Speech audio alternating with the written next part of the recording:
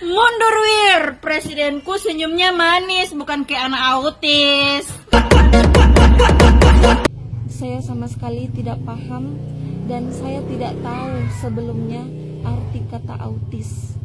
Saya, Asmawati Nur Hidayah, ingin mengklarifikasi dan ingin meminta maaf kepada masyarakat terkait video yang beredar. Dalam video tersebut, saya mengatakan kata autis, dan saya mengatakan itu tanpa sengaja. Saya tidak ada sama sekali niatan untuk menghina siapapun atau merendahkan siapapun. Mundur Wir, presidenku senyumnya manis, bukan kayak anak autis. Secara fisik itu sama loh Kak, anak penyandang autism dan anak normal pada umumnya. Dan kebanyakan dari mereka itu rata-rata senyumnya manis ya. Saya ingin meminta maaf sebesar-besarnya kepada seluruh orang tua yang sudah saya buat sakit hati terhadap video saya yang beredar. Nah, inilah manusia. Ketika melakukan sesuatu, sedang melakukan sesuatu, nggak ingat sama Tuhan. Nggak sadar atas apa yang dia kenakan saat itu. Ketika netizen sudah bekerja dan sudah mulai nggak bisa melayani netizen, akhirnya apa? Minta maaf. Berkali-kali Pak Prabowo itu setahu saya memang nyaris meninggal di dalam tugas. Iya. Nah, saya ingat waktu cerita beliau, saya katanya sudah bersyahadat 3 kali. Saya bilang bersyahadat apa 3 kali maksudnya? Sudah mau meninggal. ya. Di depannya ada ranjau, dia ingin membantu. Baik guys, hai, assalamualaikum warahmatullahi wabarakatuh. Apa kabar pada kalian semua? Saya harap kalian semua sehat selalu, murah rezeki, panjang umur, dan dijauhkan dari segala mara bahaya. Amin amin ya robbal alamin. Ya kemarin ya kan guys, kita lihat video di TikTok ini viral juga ya, yang bilang mundur Wir, presidenku senyumnya manis, bukan kayak anak autis ya guys. Nah di situ berbagai ragam, bermacam-macam tanggapan warganet ataupun warga TikTok ya berkomentar tentang ini, karena dianggap merendahkan anak autis ya guys, karena anak autis itu kan ciptaan Tuhan juga guys. Nah baru-baru ini yang 2 orang yang pakai tudung dan pakai cadar ini meminta maaf karena katanya tidak tahu sebenarnya arti daripada autis itu, asal ngomong aja gitu ya guys. Dan nanti kita lihat ataupun dengar juga ya reaksi ataupun komentar netizen ya. Nah setelah itu nanti kita akan menyaksikan juga ataupun reaction video daripada Fadlizon dengan Bapak Baboy Haikal yang dulu katanya beberapa kali Pak Prabowo itu sebenarnya sudah mau meninggal ya ataupun mau mati ya guys, sudah 3 kali baca syahadat katanya ya. Nanti kita dengar dan kita tonton bersama sambil kita berkomentar ya guys. Sebelum kita mulai jangan lupa like, komen, dan subscribe, dan jika sudah terima kasih. Assalamualaikum warahmatullahi wabarakatuh. Saya ingin meminta maaf sebesar-besarnya kepada seluruh orang tua yang sudah saya buat sakit hati terhadap video saya yang beredar. Saya sama sekali tidak paham dan saya tidak tahu sebelumnya arti kata autis. Dan sama sekali ini tidak direncanakan, betul-betul spontan keluar dari mulut teman saya. Dan sekali lagi, sebelumnya video beredar, saya tidak paham arti kata autis. Saya berani bersumpah lillahi ta'ala, sumpah demi Allah, bahwa saya tidak tahu dan saya tidak paham sama sekali arti kata autis sebelumnya. Tapi memang saya akui saya sangat bersalah karena telah mengunggah video tersebut. Sekali lagi saya memohon maaf sebesar-besarnya kepada seluruh masyarakat dan seluruh orang tua yang sudah saya buat sakit hati terhadap video saya yang beredar tersebut. Assalamualaikum warahmatullahi wabarakatuh. Saya, Asmawati Nur Hidayah, ingin mengklarifikasi dan ingin meminta maaf kepada masyarakat terkait video yang beredar. Dalam video tersebut, saya mengatakan kata autis, dan saya mengatakan itu tanpa sengaja. Saya tidak ada sama sekali niatan untuk menghina siapapun atau merendahkan siapapun. teruntuk ibu-ibu di luaran sana yang sudah tersinggung dan sakit hati dengan kata-kata saya dalam video tersebut, saya memohon maaf yang sebesar-besarnya. Saya pun seorang ibu dan saya pun mempunyai seorang anak yang punya kekurangan.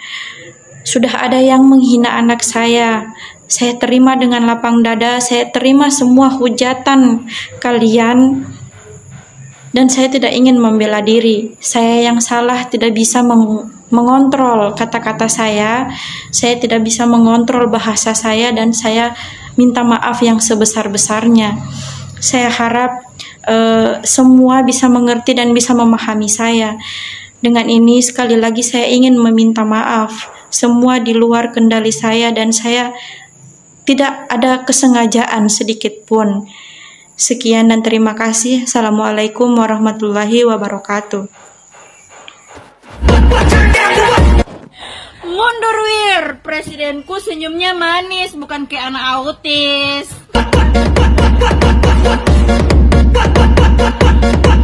Secara fisik itu sama loh Kak, anak penyandang autism dan anak normal pada umumnya. Dan kebanyakan dari mereka itu rata-rata senyumnya manis ya. Yang membedakan, anak penyandang autism itu bermasalah di interaksi sosial, komunikasi, dan perilakunya yang repetitif. Dan semua masalah itu bisa diatasi dengan cara terapi. Di dalam memilih presiden Kak, biasanya saya itu bukan hanya melihat rekam jejak, visi misi, program segala macem, tapi saya melihat juga siapa mendukung siapa. Benar. Kalau kakak mau kampanye silahkan, tapi kalau kampanyenya dengan cara seperti ini, mengkerdilkan suatu golongan, ini mah bukan kampanye ya, tapi malah menggerus suara ya. Yang didukung pun pasti nggak setuju dengan cara-cara seperti ini. Terima kasih. Assalamualaikum warahmatullahi wabarakatuh. Saya ingin meminta maaf sebesar-besarnya kepada seluruh orang tua yang sudah saya buat sakit hati terhadap video saya yang beredar. Saya sama sekali tidak paham dan saya tidak tahu sebelumnya arti kata autis. Dan sama sekali ini tidak direncanakan, betul-betul spontan keluar dari mulut teman saya. Dan sekali lagi, sebelumnya video beredar saya tidak paham arti kata autis. Saya berani bersumpah lillahi ta'ala, sumpah demi Allah, bahwa saya tidak tahu dan saya tidak paham sama sekali arti kata autis sebelumnya. Nah, inilah manusia. Ketika melakukan sesuatu, sedang melakukan sesuatu, nggak ingat sama Tuhan, nggak sadar atas apa yang dia kenakan saat itu. Ketika netizen sudah bekerja dan sudah mulai nggak bisa melayani netizen, akhirnya apa? Minta maaf, baru menyadari, baru ingat Tuhan, baru bersumpah atas nama Tuhan. Jadi gini loh Mbak, rungokno, kamu tuh bebas bersuara, kamu tuh bebas berpendapat, kamu mau pilih capres nomor berapa itu terserah gitu loh. Tapi ketika kamu sedang memuji calon presiden yang kamu pilih, nomor urut yang kamu pilih, jangan sampai merendah, menghina, menjelekkan calon presiden yang lain. Apalagi sampai mengeluarkan kata-kata yang memang tidak pantas. Ingat Mbak, ya, adab dan akhlak itu perlu dijaga dan harus seimbangkan dengan apa yang kita kenakan saat ini. Ya guys, itu dia ya video permintaan maaf ya, yang menghina, termasuk menghina Pak Prabowo di sini ya, mengatakan tidak seperti anak autis, seolah-olah Prabowo ini, waduh, nggak tahu lah, aku nggak tega lah ya guys ngomong seperti itu ya, Prabowo dikatain begitu ya guys, dan secara tidak langsung juga merendahkan anak autis ya guys. Waduh, kan anak autis itu juga ciptaan Tuhan juga ya guys. Dan benar juga ya, kalau sudah terjadi minta maaf ya, sebelum itu tidak berpikir ya kan, tidak berpikir apa yang terjadi ketika mereka mengatakan seperti itu ya kan. Tapi nggak apa-apa lah ya, permintaan maafnya ya kita terima aja lah ya guys, nggak apa-apa lah. Tetapi semoga ini jadi pelajaran buat mereka ya, mungkin buat kita juga ya, jangan sampai menghina, merendahkan orang lain ya. Kalau beda pilihan ya terserah aja lah ya guys, yang penting jangan menghina, merendahkan paslon lain ya guys. Tetapi itulah pendukung sebelah ya guys, pendukung sebelah. Mereka agung-agungkan dan yang lain dia rendah-rendahkan. Kita tahulah pendukung siapa ya guys. Baik guys, kita akan beralih ke video selanjutnya, yaitu di sini Fadlizon dan Babe Haikal ya adakan podcast di channelnya Fadlizon kalau nggak salah ya. Di sini berkali-kali Pak Prabowo hampir meninggal dan berkali-kali Pak Prabowo baca syahadat katanya ya. Karena hampir meninggal. Seru sekali ini ya guys, jangan sampai tidak ditonton ya. Kita tonton sama-sama sambil kita berkomentar ya guys. Ini dia videonya. Berkali-kali Pak Prabowo itu setahu saya memang nyaris meninggal di dalam tugas. Iya. Nah, saya ingat waktu cerita beliau, saya katanya sudah bersyahadat 3 kali. Saya bilang bersyahadat apa nih 3 kali maksudnya? Sudah mau meninggal. iya. Di depannya ada ranjau, dia ingin membantu anak buahnya. Kebetulan mertua saya itu anak buah beliau di Timur-Timur. Oh, Iya. Oh, Anak buah bapak mertua saya itu persis anak buah beliau melapor pada beliau. Itu ranjau itu terinjak oleh salah seorang anak buahnya. Iya, betul. Sampai copot itu sepatu dan kakinya. Beliau yang lain pada ketakutan, beliau maju menyelamatkan anak muda itu dengan mengatakan asyhadu alla ilaha illallah wa asyhadu anna muhammadar rasulullah. Kalau misalnya meninggal dalam keadaan bersyahadat, dalam keadaan mengucapkan la ilaha illallah, itu dengan beraninya beliau ngambil. Ternyata Perdana Menteri Inggris Winston Churchill waktu itu ya, dia itu kan, correct me kalau saya salah, itu dia tukang pengantar pos surat sebelumnya kan. Iya. Dan ketika ada pertempuran di sini itu beliau tetap mengantar harus ke sana tujuannya. Beliau tuh berjalan dan ini ada bom ke sini, Ini banyak orang-orang mati di sekitarnya. Saya membaca novelnya ya, membaca sejarahnya. Tapi beliau tuh selamat. Dia bingung kenapa gue selamat gitu ya. Akhirnya dibalik lagi. Ini bom ke sini. Selamat lagi. Maka dia bilang, Tuhan tidak ambil nyawa saya, berarti saya harus berguna nih buat bangsa saya. Iya. Jadi memang ada juga peristiwa yang juga banyak yang orang yang nggak tahu, tapi saya dengar langsung dari beberapa orang. Itu tentang kejadian yang mau di samping yang ini ya, menambah itu. Tadi kan kejadian ranjau. Tapi ada satu peristiwa, saya jadi ingat. Peristiwa itu dalam sebuah pertempuran.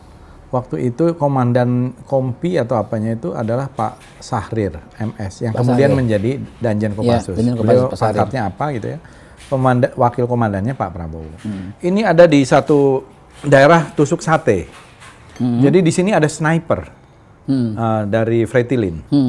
Jadi Pak Sahrir ini ketembak kakinya. Makanya beliau kan agak pincang ya.